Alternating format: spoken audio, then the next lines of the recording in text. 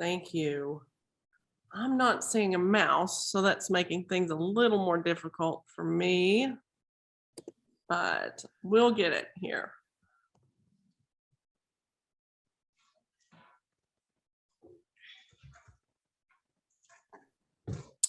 All right. Thank you all for coming. As Rachel said, I've been here for 10 years and have fielded a lot of questions about Henry Starr.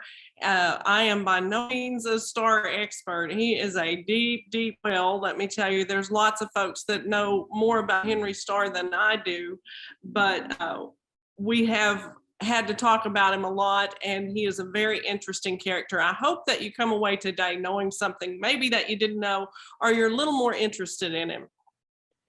The first, let's see, there we go. First photo that I have there today was shared with us by Mike Christensen, shared to him by Fred Haney, and it's of the east side of the square when Starr, they were taking Starr's body to the depot to bury him in Norman, Oklahoma. So as you can see, it was a pretty big deal at that time in 1921, 100 years ago this year. Now, in February this year, we were in the middle of a deep, deep freeze, not to mention a pandemic. So we really haven't got a chance to talk about it that much this year. And I was proud to get this opportunity. Our publication, The Historian, we did devote to Starr the first of this year. The funeral home that was on, again, the east side of the square at that time in 1920.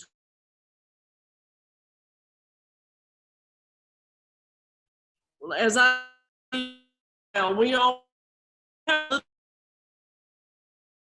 and that was very dapper, very smart, very intelligent. He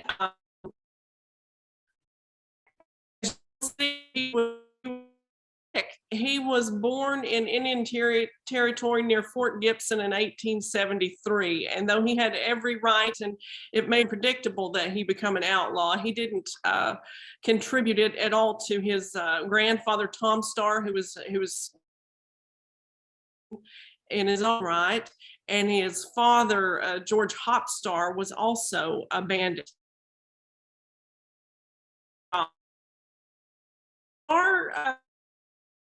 Only contributed maybe what yes. It sounds like your audio is going in and out. Okay.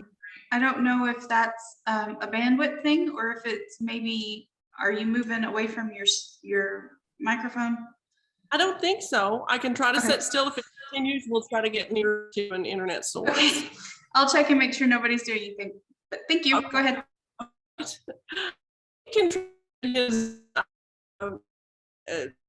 attitude, if you will, to his stepfather, who was a walker, I believe. He said, in his own words, he said, "I'm sure that there are step parents."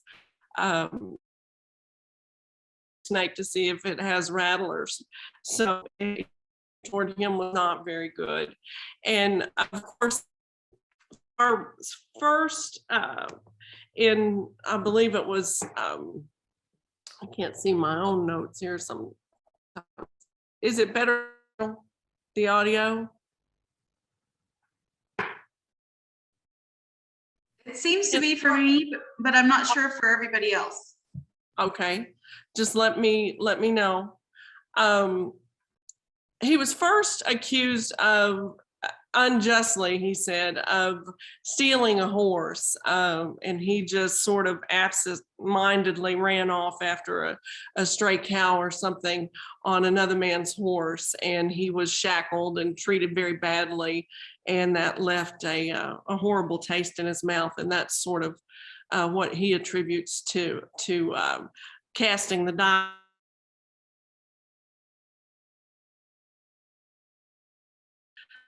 1982, he killed Deputy U.S. Marshal Floyd Wilson, who was trying to serve a warrant for Starr, and murdered him pretty much in cold blood. Wilson had fired first and fired back.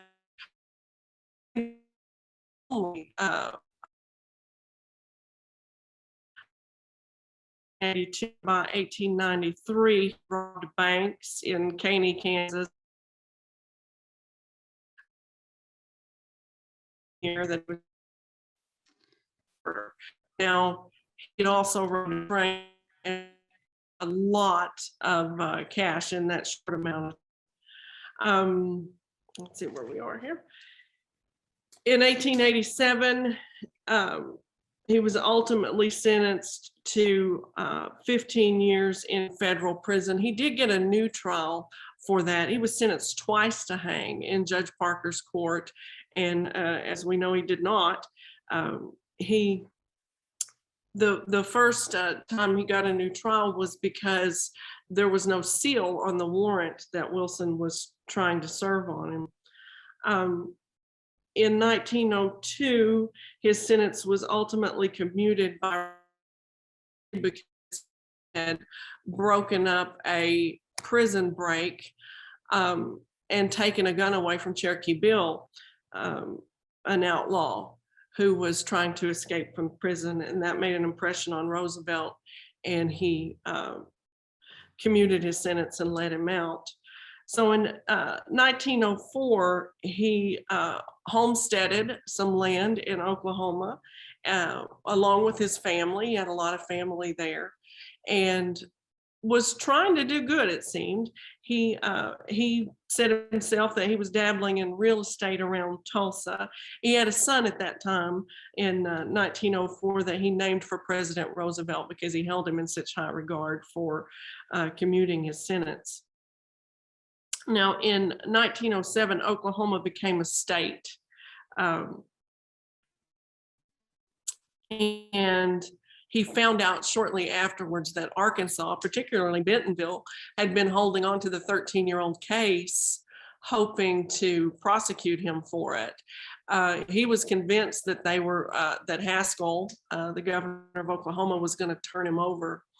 And looking back on it, in his memoirs, he said that he should have sat it out and trusted him to do the right thing, but instead he went on the run and ended up, because of that, more banks got robbed. It was just as a consequence of that.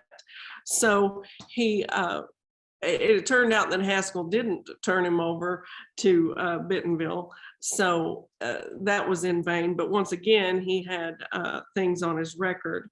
So he was captured in Arizona in 1909 for robbing the Amity, Colorado Bank. And he was sent to prison in Carson City, Oklahoma. He was an exemplary prisoner pretty much everywhere that they put him. He wasn't a bad prisoner, and he was paroled again in 1913 for that particular offense. He was captured again in Stroud, Oklahoma after committing more robberies, and served there from 1915 until 1919. At that time, he wrote his memoirs, The Thrilling Life of Henry Starr. By the time he was 45 years old in 1918, he had served 17 years in prison. I didn't total up how many years he was sentenced to, but that was much, much less. And also twice sentenced to hang that he didn't. He was granted parole again in 1919, at which time he made the motion picture To the Law. Now here is a postcard that we have scanned in at the museum to promote the film, Debtor to the Law. The film was made again after Starr's death. It was re-released in 1924. And I've helped several of the Starr experts I referred to before look for it and search for it, but ultimately it's listed as a lost film. Now, we all still have our fingers crossed that it'll be found in a cave someday and we'll get to see that. But I heard he wasn't as good, should I say, as was a bank robber. But it certainly made for some nice posters. It ordered some reproductions have in our display here in the museum, and I've shown a few of them here today. It's certainly interesting. And this one, yet another indication that I was born way after my time. I think perhaps I could have been a starlet had I been born in the 20s. This is a great looking poster here. In Harrison in 1921, before Starr got here, there wasn't a whole lot going on. If you look at the week before in our weekly paper, there was nothing happening really. We were borrowing headlines from Colorado, New York, and Washington at that time. Just no headlines at all.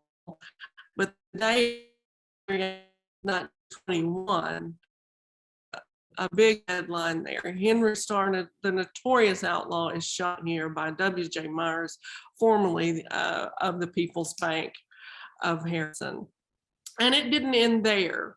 It went on for days. The next week, it had evolved into where the greatest bandit in the United States was shot. And there's a diagram there of the People's Bank and what it looked like, and the robbers running back out to the car and to attempt their getaway. Now, the folks in the bank on that particular day, these are the workers. I have, that is Edith Thistlethwaite, Naomi Moore, Cleve Kaufman, who you hear a lot about, and Marvin Wagley. Now, information provided by Naomi's family that Naomi actually caught Starr or cradled his hand bloodstained pillowcase that the money was being put in was in her family for quite some time, but has been lost. It's no longer an article. A customer, president of the bank, just happened to be there that day, and he knew about the .38 caliber Winchester rifle that was behind the door in a dark spot. And as we know, as Starr was bent over helping or making sure the money was going into the sack, there had been previous instances where tellers had been able to sort of slide a hand and not turn over all the cash. So he was paying particular attention to that, and W.J. Myers was able to shoot him in the right side at that time. And there's W.J., another article that appeared in our paper. He immediately, of course, was a hero. And this particular slide shows where he was instantly made an honorary Rotary Club member at that time. And he was honored in that way. And a lot of folks don't know, I believe Myers had foiled a bank robbery in Tennessee before he moved here. So this was not his first rodeo, and he certainly was hailed as a hero and mentioned on the Senate floor, commended for that, as well as presented with this gold watch from the Arkansas Bankers Association for foiling that particular bank robbery. And the family has been kind enough to loan us both the gun that killed Starr and the watch. The gun has been displayed across the state at different law enforcement museums, and several articles written about it. We get a lot of interest in the gun. As I said, it's a .38 caliber Winchester model 1873. And I don't know a lot about guns, but I've been told by several enthusiasts that gun's a pretty big deal, whether it shot Starr or not. And I did have opportunity to travel out west and see some very similar to it in museums, and it is. It's a wonderful specimen, and we appreciate the Myers family for letting us have it here. Here's a recent picture of the People's Bank alongside one showing what it looked like in 1921 when Starr robbed it. Particular to this photograph, I think if you'll indulge, the Willow bridge that you see that goes across Crooked Creek. Now, the house on the hill is the same house. It's still there. It's been built on too, was the home of the Jackson family, particularly Dr. Eunice Jackson. I mentioned before the bridge, that is the infamous Mill Street Bridge. It doesn't exist anymore. And I say infamous because 60 years ago this year was the Great Harrison Flood, and everything up the creek washed down and sort of dammed that bridge, and therefore funneled all of the floodwaters right into, as you can see in the bottom photo, the downtown square.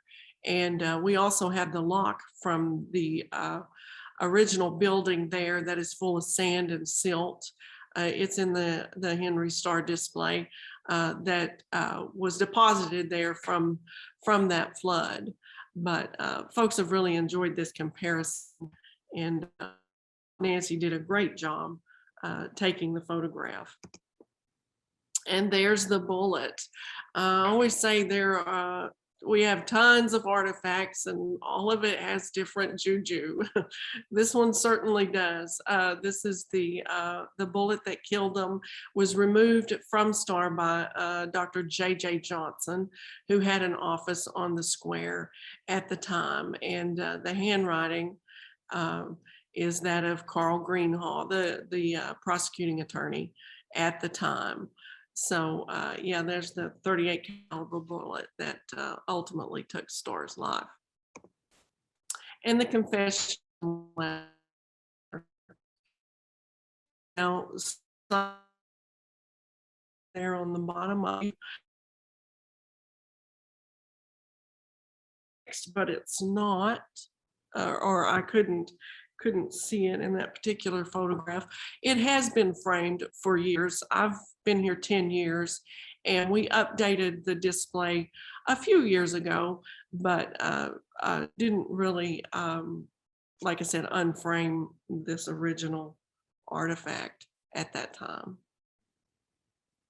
In it, he names the accomplices that were with him the day of the shooting on February 18th, and also confesses to robbing the bank in Seligman, Missouri on December 20th of 1920.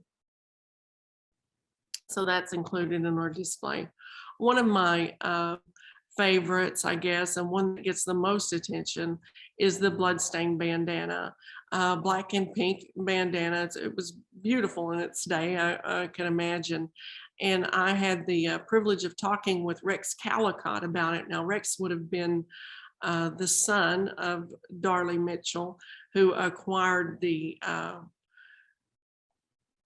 kerchief. And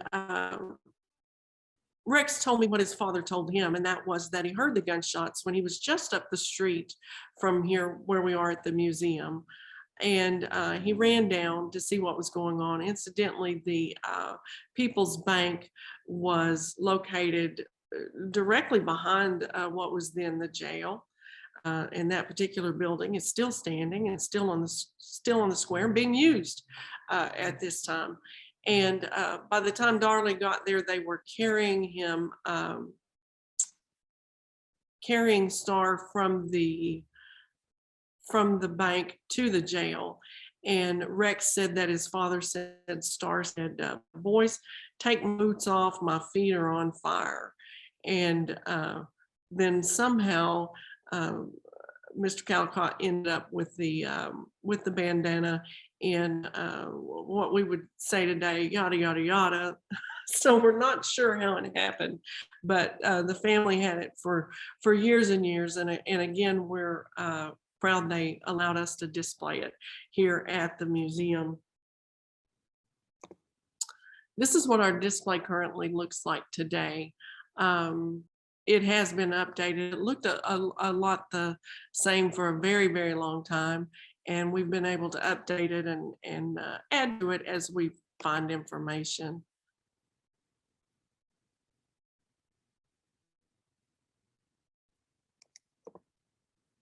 Now, this is another story that when I talk about how this has affected the community, there were, again, with the accolades that were given to Myers in the paper, and it was part of the just everyday life for quite a while, and still is. Um, we're known for that. That's pretty much the most famous thing that has happened here. And and especially at that time, everybody knew that Henry Starr got killed here. I don't think the folks here realized what an incredible reputation he had in Oklahoma and west of here. This particular story is of the rifle that was found where the car was left of the robbers, and it said that a young man found the gun in the bushes near where the car was left, and he took it to a local store owner, Nathan Miller, and purchased it from him. And at that time, there weren't a whole lot of deer rifles around, or rifles. And when folks found out he had it, they were wanting to borrow it quite often. And so he sold it to someone else. And that was just months after the Starr shooting. So that would have been in the 20s. Now, around 1950, he bought the gun back. And when he took it apart to clean it, and you can see at the picture, the mirror below the stock, that little race, when they removed the initials representing Henry were carved underneath there. So, and that was then passed down to Nate's son, and Joe Miller, who was a great friend, he and his family museum, and they ultimately donated it here. And the story of it spanning the years is interesting. Just yesterday, as a matter of fact, after we were in the, it was in the newspaper that we were doing this program, a gentleman come in who had acquired this in 1959, and it is written on the First National Bank in Harrison, which was the People's Bank. It was issued in 1929, so someone had held on to the note for 30 years.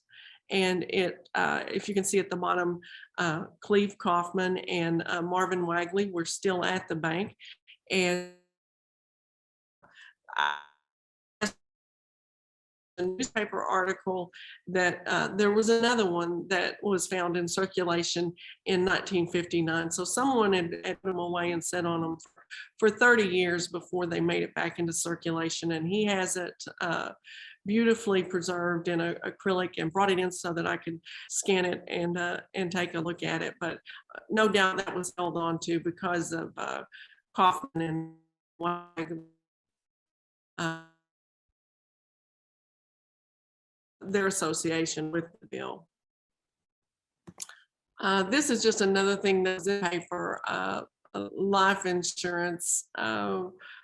When he held his gun on Marvin Wagley, president of the People's Bank, as Marvin Wagley holds I can't see the top part because of my toolbars here, but this is a great ad. Marvin at the present time holds $8,000 life insurance, in which he bought recently from Mr. and Mrs. John Campbell, general agents of the above company. Mrs. Ruth Wilson, a customer in the bank at the time of the robbery, also holds a $1,000 policy, which she bought from the above agency. Buy your life insurance from Mr. and Mrs. John Campbell, and maybe you won't get shot. That is wonderful. And when I found it, I sent it to the grandsons and great grandsons who are still in business as insurance agents here of Mr. Campbell. And his response was, "Oh my goodness, I can't believe we did that." But I know that the you know, obviously things were different at that time, and this was I'm sure a perfectly valid advertising strategy and probably worked. It's fun to look at now. You know, I hesitated about sharing this, but as I said, we still get a lot of questions and attention because of Starr. And our local James White thought this would be a cute headline, obviously, because I worked with Mr.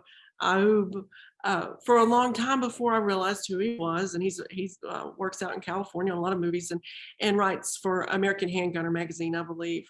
And when he ultimately came to see the gun, and I let him hold it, and he ultimately wrote an article about it that was in the Handgunner magazine, and my son said, I finally got some attention from him. Maybe I was cool after I got that mention. He'd have to rethink it. That a lot of people got a laugh, and I think James White was playing on that at the time.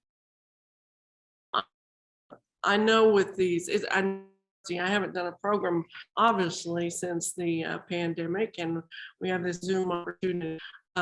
So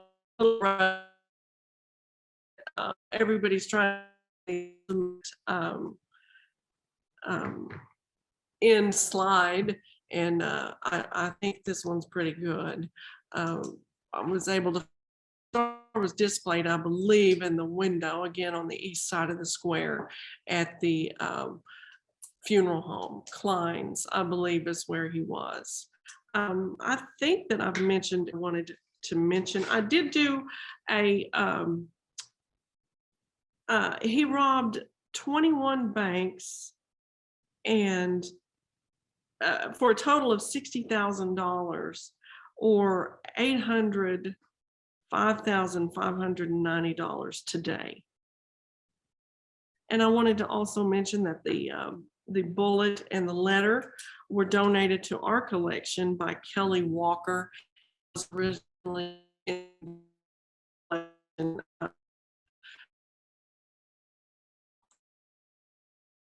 I think that's all I had today. If there are any questions, I certainly hope that I can answer them. Okay, we do have one question so far. It says, it's Alan Lord, says, did Starr appear as an actor in the film? He did. He did, and I think he helped produce it. He used that as part of his excuse for going back to robbing banks. He got shortchanged in the deal and didn't make the money he thought he was. And I always say he found out movie making wasn't as lucrative as robbing banks, so he went back at it. It looks like somebody's posted a link here to a Wikipedia page. Does anybody else have any other questions? You guys can unmute yourselves if you want to. Okay, we've got one that says, was Starr regarded as an outlaw hero as Bonnie and Clyde were at the time? No, he was in very high regard. He was very smart, very intelligent. He wrote letters, and the reasons he was in and out, and he was paroled so often and got retrials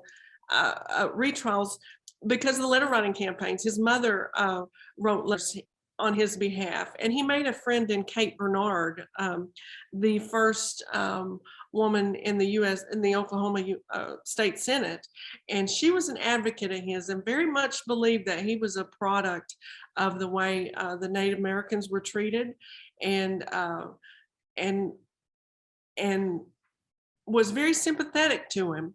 But Starr himself didn't deny the impact of his crimes, or he didn't think he had a choice, but he didn't think it was right.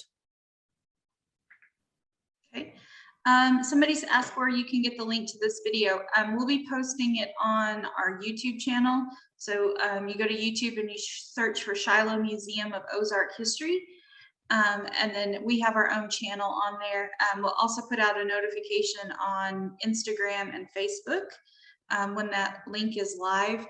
And it'll take me a few days just to make sure everything's there and that everything, sounds great. And also, Toinette, they'd like your contact information if you don't mind giving that to them. Absolutely. You can reach me by email here at the Boone County Heritage Museum at bchm@windstream.net, or the phone number is 870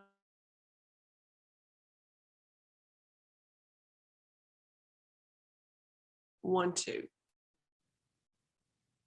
I think we lost you for the phone number. Go ahead. 870-741-3312.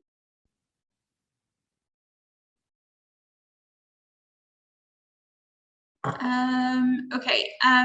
Abby asks the audio. She says the audio cut out when you mentioned Belle Starr. And how was Henry related, and did she have any influence on his career as a bank robber? She was no blood relation. She was married to his uncle, brother to George Starr. She was married to Sam Starr. Now, Henry was 16 when Belle died, and though she died in Oklahoma, I found no information that ever put them together at any time. But she was his aunt. She was married to Sam Starr for a time. Okay. Doc Cheney has asked if you've seen the, there's a link. It's the, here we go, Henry Starr movie. I did Archula, I believe, that is, he's working on book on Henry Starr as well as the movie currently. I don't know, is there an older one that I'm not aware of, or is this the one that Mr. Archula is working on?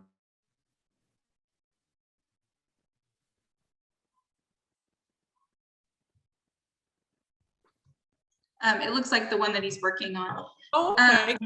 That should be, I'm looking forward to that. Yeah. Yeah. Okay. Somebody has posted the Boone County Historical or Heritage Museum Facebook link, and I'm getting ready to pull up the phone number. Let me see. The country was dealing with a pandemic 100 years ago, the Spanish flu. Did you find any evidence of it affecting the lives of the people back then? I actually did a historian on that, and our railroad strike was just gearing up at this exact same time. So it didn't get a lot of, I didn't run into the pandemic during this particular time, but during the year of 1920, they weren't, I don't know if it had died down by that time, but there would just be a mention of someone dying of the flu. And it, just another obituary. They were getting fewer by 1920 and 21, and it wasn't really attributed to the 1918 outbreak, in my opinion. Though I believe it was probably the same thing. It just by that time they were getting fewer and far between, and it wasn't really attributed to the nationwide pandemic before.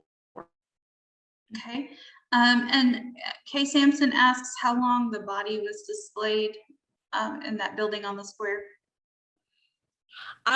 He died on the 21st, and the funeral was on the 24th.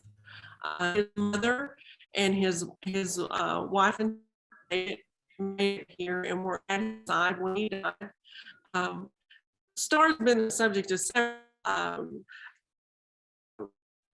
skits or plays, if you will, that we've had, and people have played him, but he was only here for 3 days, and he was dying in that time. We had a great actress in town at the community theater play his wife, who came to claim and take his body back, and she was able to talk about his entire life, and she did a wonderful job. We're hoping to reprise that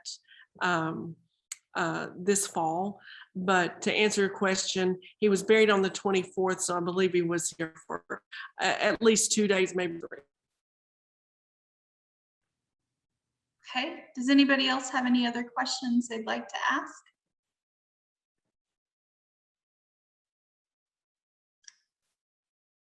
No? Okay.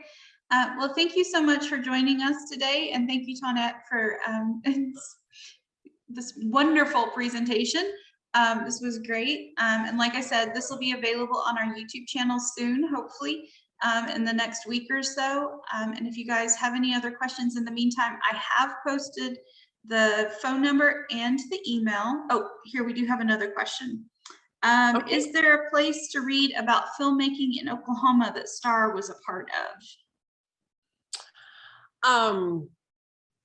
Not about, I don't have anything to recommend, only that there's been, of all the research and the folks that I know have researched, is listed as a lost film. There's a list of those. Yeah, and somebody's posted a link to the Oklahoma Historical Society website here. A lot of their stuff is available full text.